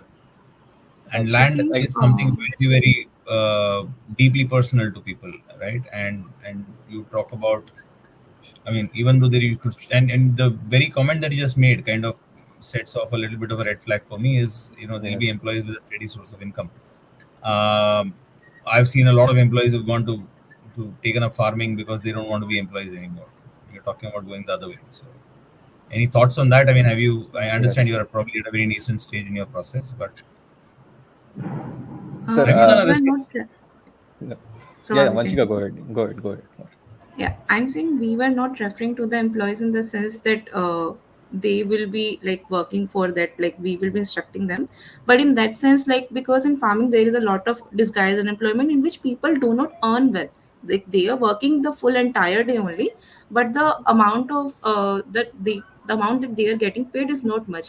By employees, we will mean that we will take care of like by first or maybe by some day that they are earning some amount of money for their family. Not the like we are not saying that we will solve the entire disguise employment, because it's not our ideas task to solve it, but we can help in that sense, not going in a backward direction, but maybe the sector is very unorganized now, a bit organized, in which we are saying the employees were. And secondly, to answer your second question, like I come from a like not a proper family. Like I come from Panipat. Here, there like a lot around area is covered with farming, farming land and all. So according to me, when you are pitching the idea to the farmers, they will in the first initial stage, many farmers do not know the language of what we are saying and how we are communicating. And when we throw them the words irrigation system, this system, that system, agri-tech platforms, then they don't understand. So what we are planning to do, the idea is in initial phase, but when the idea will go, then we have to recruit certain locals who will have we will have to train them. So, for example, in certain areas, also government scheme is working for training the female mobile apps. So, in Haryana, it's working currently by the Haryana state government. So that also the program is running. So we have to recruit certain people, not entire, like maybe 15 people will also work in Anganwadis. These people are there whom we can teach them, and after we are ensured that some people know, maybe if 10 farmers are also there and if they can see the increase, then other farmers will definitely join. But if we like start saying to the farmers, please join, this is agri trust, then definitely they might resist in the initial phase. Sir, Okay, and one in last it, question from my end. Fair enough. I mean, I get it, and there's a lot to think about in that space. But now you're talking about bringing in farm implements and technology and all that to bear, right? So one side is get convincing the farmers and all that. Who is Yes. going to have you? Because the idea can be an app or a platform. It can also be a process or an entire ecosystem that you're trying to build. I don't know exactly what it is. I mean, I couldn't get that sense. So So I'm trying to understand. the farmer, Sorry, let yes, me sir. complete my question. Sorry, Vanshika. Yeah, I'm just trying to sorry. understand if you're planning to do this for the farmers, what's your source going to be? How are you going to? So are you going to procure those farm implements? Are you going to build the whole infrastructure on your own, or are you partnering with something? What's the thought process there? What's the strategy? yes, sir. So, what we understand is that for the initial phases, it would be collaborations with different segments of the value chain. As we are seeing that we want to aim at the whole of the value chain so that the collective returns that we get makes the effort worth it. So, initial will be collaboration starting from land pooling to agri tech to the cold storages. Eventually, probably say 5 years down the line, when we have the sufficient cash flows, then we'll try to invest in the in the parts of the value chain in which there is a bottleneck, solving each of the bottlenecks individually. But again, in the initial pilot phases, then it would definitely be both on a subscription model, followed with again having collaborations with each of the value chain elements. um, Apart from that, we also see I understand that this is a highly fixed cost business model where we have to put in a lot of capital initially if we want to procure the land. For the initial stages, it would be pooled organization, post which we'll try to acquire the land and then modernize it, with again the similar process being done in each of these value chain elements. Addressing the previous question which you were saying, how would you convince customer the farmers to lend their lands and then start the business first? So Reliance itself has one of their met cities in area of Jhajjar. So they have procured about 600 acres of land. That is also land pooled from the farmers, agriculture lands, with a vision to make it model economic zones. They've also promised them employment. They do CSR activities in these districts in and around. So definitely, being a capital intensive business, initial efforts would be required, both in terms of capital and also the welfare for the people who are lending out the money. So that is how we thought of structuring the business proposition. Okay. David, over to you. Couple of questions. I'm not from a farming background, so I'll have to understand from the technology perspective. You're saying that you want a farming community to come to you and get attracted to you. So, how do you propose to demonstrate the technology to start with in the first few months or at least a season, to make sure that they see a trend of increased yield or increased benefit in terms of losses or profits and so on? Who's your technology base? You're all grads from MBA, and you're going to lead the business and you're going to bring the passion behind it. You'll drive it in operations. But I'm looking at the technology side and the soft skills needed to convince someone, saying that this is how you operate, and where is the technology coming from? Who's your source for that? Sure. So again, so there are players in each of these individual value chains. There's Bharat Agri, which focuses on the AI aspect of the farm crops, which has recently hit the unicorn valuation, near unicorn valuation, not yet unicorn. There's Geo Krishi, which is looking at again in the similar elements. There are large scale cold storages in each of these sector areas, but these are very regionally located, so there's no centralized system for them. So that is how. So again, as I was saying, the initially tech support would be from collaborations with people who are already there in the market. Post which, when we get the cash flows, then we'll start developing on the technologies and What will then be the acquiring. USP that you're going to offer them? Sir, Swapam? Yeah. sir, it's USB to the farmers or the collaborators. USB to these collaborators. So if you're talking to Geo, you will have to understand what they are looking for. I'm sure they are in for the entire value chain, and they would encourage somebody like you coming in, but they would also like to see where this goes for them, right? And where they have not thought about it or thought about it and stayed back because of certain reservations. Sure. So definitely that would be a challenge, sir. But what we are trying to look at is how if there's a possibility of integrating the whole of value chain, then the net returns that we can gain through the approach would be substantially higher than what probably Geo is currently making. So it's an idea that we wanted to work on, still in its initial phase. Sir, the name what we are suggesting, the Agri Value Trust, itself reflect the two things, that is trust and the value. So I don't think any player is looking after that, because this business we have to definitely gain the trust of the farmers, and that we can do by providing the values only, That's and that we exactly have where to even I'm demonstrate. coming. Sorry to interrupt, Rishabh. So that's where Yeah. I'm coming when I want to see trust. Mostly the farming community goes by word of mouth. I'm sure Yes. but Yes. Vanshika will also agree, having come from a place where there are a lot of farmers. They need someone to stand up and say that I've tried it. I think this is a trustworthy area for us to. And for that, we need to have some initiative to say, this is my way forward. And that's where I'm trying to see, is there a technology base? Is there something that you can give as an example that you can operate, at least at a practice crop, a sample crop or a sample region, where you have ideas to say that there is a technology that is scalable. I'll do it at a smaller scale in MVP, demonstrate it for a small set of farmers, and my investors are going to fund it, which means the farmers do it for free of cost. That will encourage them to say that for this particular crop in this particular region, I've had this pain point over years for monsoons, and I'm trying to address it using a cold storage or some other technology which offsets the disadvantages.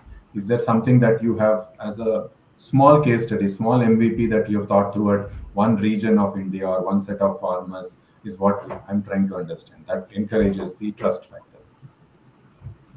So, sir, again, currently there's no, we do not have any pilot project, but we have gone through different case studies. One such case study is the region of Western Maharashtra, where the Bharat Agri, which I was talking about, they were into helping out the farmers to understand, to change the crop patterns that they're currently into. They have motivated about 100 acres of land to be shifting towards the grape farming, which is again high returns crop. They also aim at understanding how the soil quality can be upheld. So that is how you reach out to us. And the advantage that Bharat Agri had was they had a significant about 200 300 acres land themselves. So they did it on their farmland. They showed the progress, as you were saying, how do you pitch this idea to others, and then basis which they expanded in the same Western Maharashtra region. So that is where we have the Sula wines, which is in Nasik, which is one of the largest vineyard. So they have their grape farms there. So that is how the expansion of the technology happened in these regions. So this is one such case study which did take place in India. Sir, one more case study I am familiar with is my friend's startup only. Is named Krishi Sarthi, and it's working in the Buldana district of Maharashtra. So they are doing the same thing on ground layer. They are connecting the farmers. They are working around like we are pitching like leasing of the land and collective farming. They are pitching if gaining the trust and providing them all the fertilizers, all think collectively, which is significantly reducing their delivery cost. And what's happening, they are doing it in 24 hours on field delivery, which is very significant in farmer business to get things delivered on a time, because the rain season and all things are very dramatic. So such are the examples already existing which people are working around to gain the trust and work around these businesses. So, Rishabh, I mean, these examples that you are quoting, how long have they been gestating these startups or whatever you call them? Sir, my friend's startup is around 2 years. He is there in market, so he is now increasing in different things, also like products and all. And And in terms of scale, how in 2 years, how much has he grown his idea? right now, it's in most of the district in Vidarbha side of the Maharashtra. Okay. Yeah. And do you guys have did you guys put together a roadmap for your own idea? I mean, as to from where you're going to start, and what is your scaling up plan for all of this? Sir, initial pilot phase, what we were thinking around is because I belong from Maharashtra, Vanshika is from Haryana side. So those patches, like these are the most influencing even. And in the Punjab or Haryana side, people will be really much interested into these things. So there we can start these pilot projects. And then maybe we can, if we are able to provide the values, and then we can look for the scaling. Okay.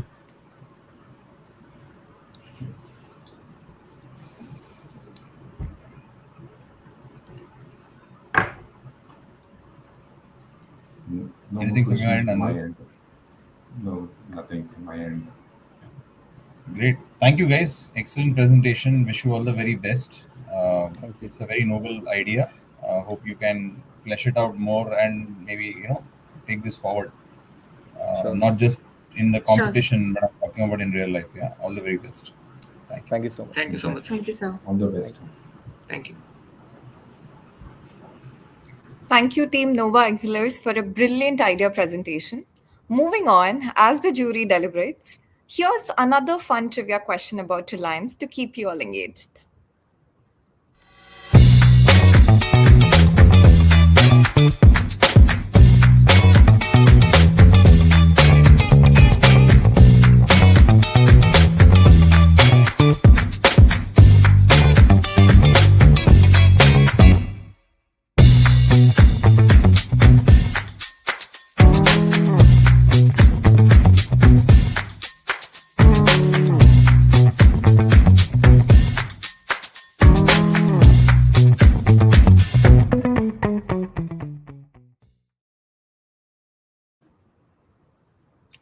Ansh, you have guessed it right. Please reach out to us on our social media handles or write it to us at support@unstop.com. With that, I would now like to call upon our last team for this elimination round, Team Rocket 3.0 from IMI Delhi. India's logistics sector is facing a crisis. The roads are congested, the highways are crowded, and the logistics hubs are overwhelmed. With a value exceeding $110 billion, it is expected to grow rapidly. Yet, inefficiencies plague the system. MSMEs are the backbone of our economy, representing the entrepreneurial spirit of India, contributing over 30% to GDP and employing more than 110 million people. However, they grapple with logistics costs that account for 14% of GDP, nearly double that of developed nations. But there's a solution on the horizon, WareShare, a subscription-based logistics sharing platform. This innovative idea offers MSMEs flexible access to advanced logistics facilities without the burden of ownership. By integrating real-time tracking, automated inventory management, and route optimization, this will provide a comprehensive solution. This model can reduce logistics costs by up to 20%, enabling smaller businesses to compete with larger players while enhancing customer satisfaction through faster deliveries. Ultimately, this solution not only supports MSMEs but also drives innovation and contributes to the overall economic growth of India. By fostering collaboration and leveraging technology, this can create a more efficient and resilient logistics network. This will enable MSMEs to expand their reach, enter new markets, and drive sustainable growth. With the support of government policies and industry leaders, we can revolutionize India's logistics sector. Together, we can build a thriving economy where MSMEs flourish and innovation thrives. Thank you. Good morning, everyone. Firstly, the logistics market in India is projected to grow from 317 billion in 2024 to 545 billion by 2030, with a CAGR of 10 to 12%. The sector is significant, contributing approximately 5% to India's GDP. Despite the growth, the industry faces challenges such as high logistics costs and infrastructure gaps. Fragmentation within the industry affects 85% of MSMEs who struggle to access cost efficient logistics services. Additionally, only 35% of logistics providers have adopted AI and automation technologies. Emerging trends include the e commerce boom, which drives the demand for efficient logistics and warehousing solutions. There's also an increasing focus on sustainability.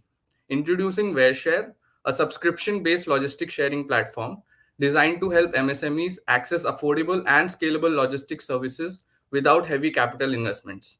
WareShare focuses on MSMEs and B2B operations, offering shared logistics model, flexible subscription plans, and logistics beyond e commerce. Hello. So our logistics sharing platform is strategically targeting high MSME regions like Gujarat, Tamil Nadu, and Uttar Pradesh, leveraging local business hubs to offer scalable logistics solutions in under-reserved regions, including Tier 2 and Tier 3 cities. By setting up in these key regions, we can serve the rapidly growing MSME demand for affordable logistics, especially in places where traditional logistics support is limited. The platform is aligned with government initiatives such as the PMEGP and NABARD warehousing scheme, which aim to reduce logistics cost and improve multimodal connectivity. These schemes support infrastructure development and technology integration, giving us access to multimodal hubs and making logistics more affordable for MSMEs.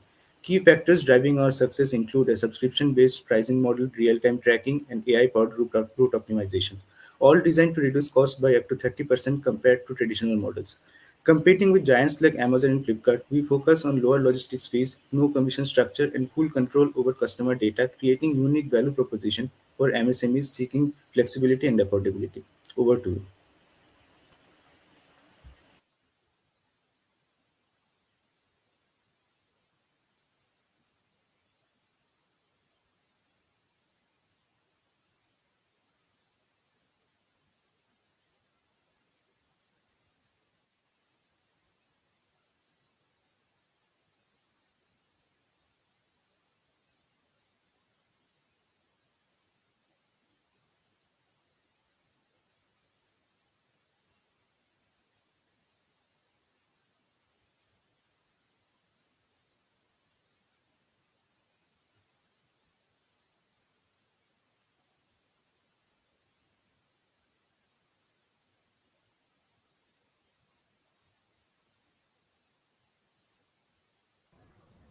Hi, team. We can't really hear you. Laksh, would you want to take it ahead? Hello, am I audible? Yes, you're audible now. Sorry for the inconvenience. At WareShare, we deliver distinct value to both our MSME customers and our logistic partners. For our customers, especially MSMEs, we offer a subscription-based logistics sharing platform that reduces their logistic and storage costs by 20 to 30%. Our flexible pay-per-use model would help them scale efficiently without heavy investment. Also, our AI-driven route optimization ensures faster deliveries and lower fuel costs. We would also provide real-time tracking and automated inventory control, streamlining their operations and enhancing transparency. For our logistic partners, we maximize the value of their assets by ensuring total utilization of their storage capacities, especially in Tier 2 and 3 cities, where almost 20 to 30% of their storage is underutilized. We would offer them fixed monthly rental income and would reduce their downtime through demand generation from MSMEs. They would also benefit from technical support for AI-based inventory management systems, which would allow them to efficiently manage their operations. Thank you.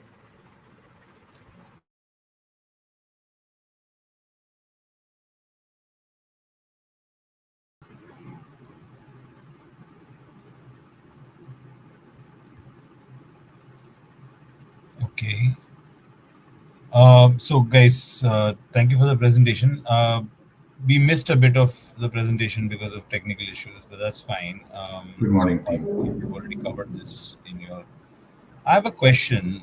This is not a new idea, is it? I mean, there's definitely a market that is saturated with logistics aggregators today, right? So, I mean, there are large companies which do this, but there are also small players. So, have you assessed the competitive landscape and what is so unique about this whole idea that you're putting forth? Yes, sir. So basically, currently, Amazon Flipkart, they're providing logistics services as well as storage services, but we are providing sharing for that, and they are also charging like per pay-per-use type of model they're using, but we are providing subscription type. Moreover, the main thing is the access for MSMEs in tier 2 or tier 3 cities is it is not that much. The access is limited in tier 2 or tier 3 cities, so we are providing that because in tier 2 or tier 3 cities like a little bit in Uttar Pradesh, Gujarat, or in Tamil Nadu, and the MSMEs, I would say, comprise of like 15 to 20% of the total MSMEs in India. So this is a very good opportunity for us. And not only that, we are providing like full optimal uh, resources to them. They can also use our logistics services to gain their to to procure for their procurement of resources also, and for their delivery and transportation purposes also. And also, we will be giving AI-driven uh, optimal solutions for them, route optimization also, and like the important part is they have their own customer data and all, everything they are owning that. Okay. But have you heard of Shipway, Ship Delight, Quick Shift, eShop Box? Have you heard of this? I mean, I understand Amazon and Flipkart you have considered as the largest logistics aggregators, but there are these other ones, that I just mentioned. For example, if I remember right, Quick Shift is one such aggregator which has AI capabilities built in, and they actually talk about, or is it? I don't know if it's Ship Delight or Quick Shift, one of the two. They talk about customized logistics services for smaller businesses. So I don't know. I mean, uh, I'm trying to get to the point where there's something uh, that is an entry barrier for other players in this space. At the same time, you've got a pretty huge exit barrier because you're going to have to invest hugely in infrastructure for all of this, right? You're going to own So the actually, in warehouses. the yes, yes. Actually, in the beginning, we are not trying to own the warehouses. So basically, we are trying to make partnership with the warehouse owners. And Udipan also said the values will be offering to our partners like the warehouses. So in the beginning, we are not trying to own a warehouse. So we will be leasing or making partnership for the warehouses. So you are providing the tech platform. Then the idea is that you're going to provide a technical, AI based platform for Yes.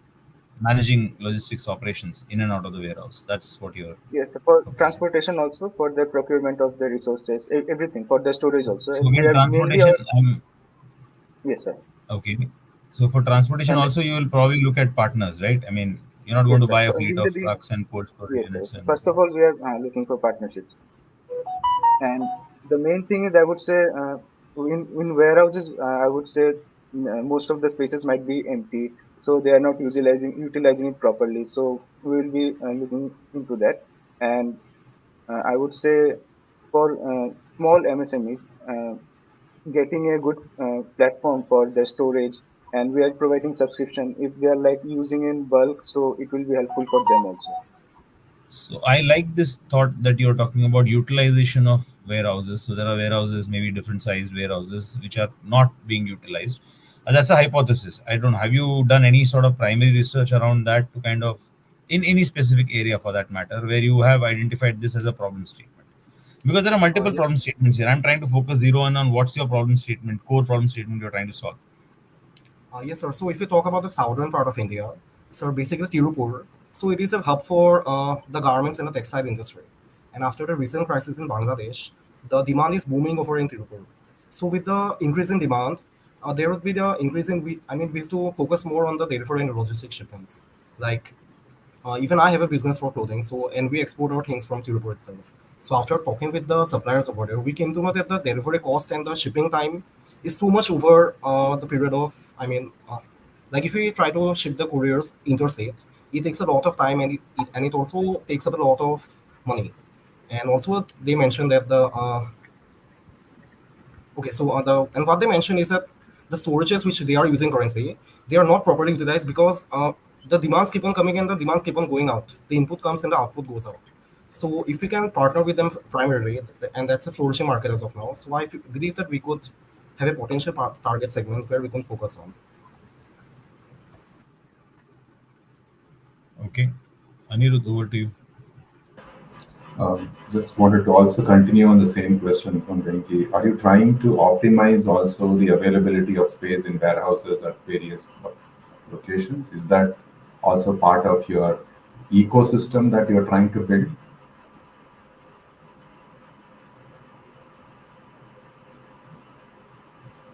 Was I Yes, sir. audible? Yes, sir. Yes, sir. Of course. So yes, primary focus is like for the growth of MSMEs and also proper utilization of warehouses.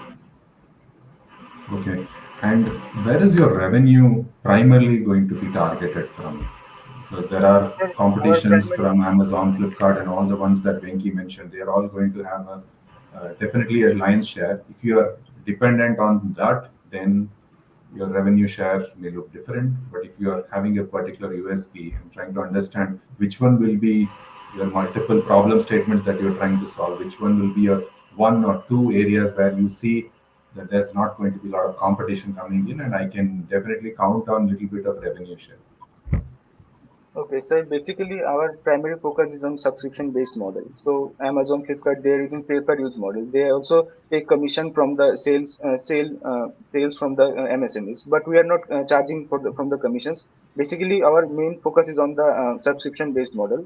We I will take understand. monthly Just payment. let me just revenue sharing is not necessarily from the way you are generating the money, but it's also about the product or the service that you are trying to offer, which a competitor who's in the existing market cannot immediately scale up and capture it.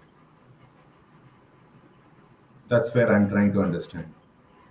An existing competitor cannot scale up and capture it. So, can you throw me some light on which is the product that you feel will still remain with you, even if someone like an Amazon or Flipkart or one of the 7 or 8 items that were listed out come and capture it? So basically, you are asking for competitors, our mainly advantages, so that others cannot compete with us, right? Yes. Okay. So, sir, I would say basically we are providing low cost. That's the main thing because the other platforms mainly they are charging pay per use. So they are using the scalability. We are also doing that, but our main thing is we are not charging the commissions, and moreover we are providing like the route optimization for them so that like the when there is delivery of some items. So basically, we will be make sure that the whole truck is filled so that optimum usage can be done. So the route can be utilized in that way so that there is no wastage. So I would say will be advantage like the optimization part. Okay. See, route optimization is something that FedEx has been doing it for 3 decades or 4 decades. They've been doing it. It's something that is not new to the logistics market. But I like the idea that you're looking at aggregating the fleet operators. It's been done before. It's already in the market. But I personally have seen the pain. We work on projects where we are looking to transport vehicles which are done on POC, and we find that last minute at 3 a.m. we somebody is given us a red flag saying it's not possible. I like a name or a face behind, so I'm trying to see. I'm just giving you some thought to say that what does not exist with an Amazon or a Flipkart or any of these that you can think you can include here, which will be a USP for an end user like me who's trying to tie up with you and say that you will handle it, be it from MSME space or from even a smaller or a larger corporation. Just a school of thought for you to think about. That's what I'm trying to trigger here. And I wanted to understand where did you get the data of 25% underutilization that you mentioned in the PowerPoint? How did you go about gathering that data or measure that?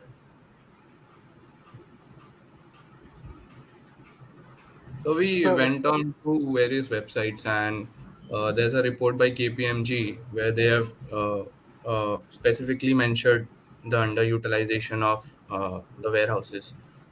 And we have primarily done our focused it on secondary research because we were a bit short of time with a lot of exams going on in between.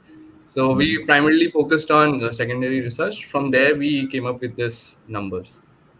And sir, adding to your USPs that we are trying to build here, we are also aiming to become a 24 by 7 operating warehouses by utilizing automation and various technological leveraging technology.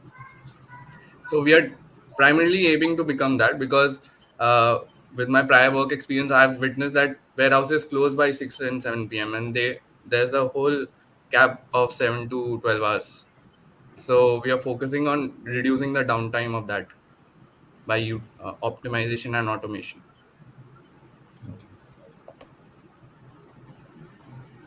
Are you being mentored by someone who's in this business?